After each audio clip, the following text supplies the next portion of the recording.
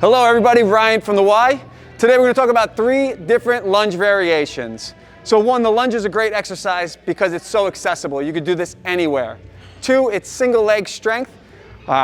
With single leg strength, it's going to expose any muscular imbalances that we all have, and it'll also work to correct those. It will also work on balance, as well as your core will be engaged the entire time because you're going to be training one leg at a time. So we'll get right into it. So the first variation is just going to be our reverse lunge. So with this, you're going to take one foot, step it back. In the bottom position, both our front leg and rear leg should be making a 90-degree angle. Come back up and stand. So with this one, we're getting a little bit more or better eccentric loading in our hamstrings and our glutes than we'll see with the other 2 variations. What that means is with this variation, we can go a little bit heavier than with the other 2.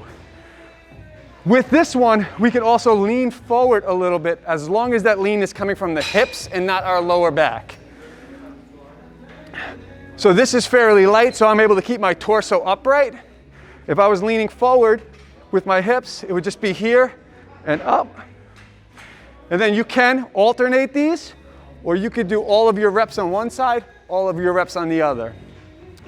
Another option is, if you're looking to train lighter and looking more for balance, trying to limit this back foot from touching down. So you can see I'm just kind of touching my toe down and then stepping right back.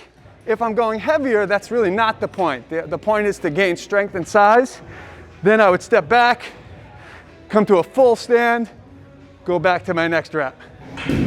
So the next version is going to be our front foot elevated. So it is the exact same movement as a reverse lunge, except for I'm standing on a plate. You could be standing on a bench, whatever that object is.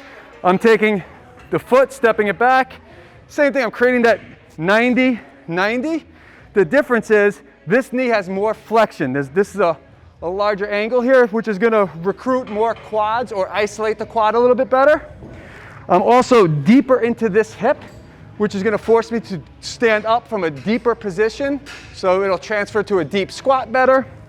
This hip is also open, getting a really good hip flexor stretch. So we're looking at benefits of additional quad strength and additional hip mobility with the front foot elevated. So here, up.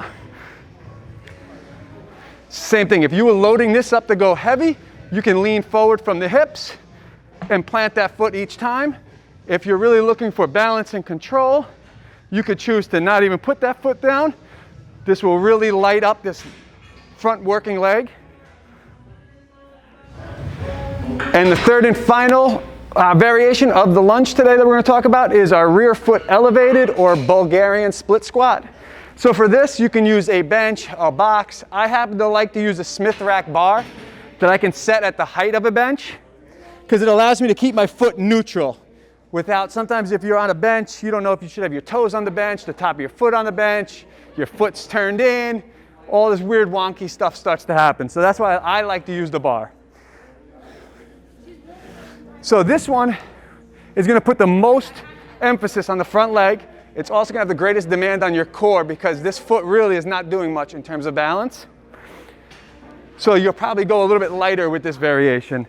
The movement is going to be very similar. You're coming down, full range of motion, 90-degree on that front leg, back up, and I'm already off balance. And up.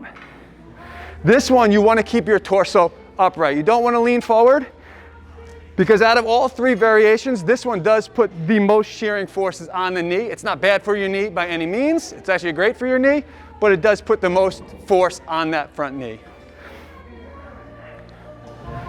So I hope you enjoyed the review of these 3 different lunge variations. I hope that you give them a try in your leg or lower body workouts, and we hope to see you here at the Y soon. Thank you.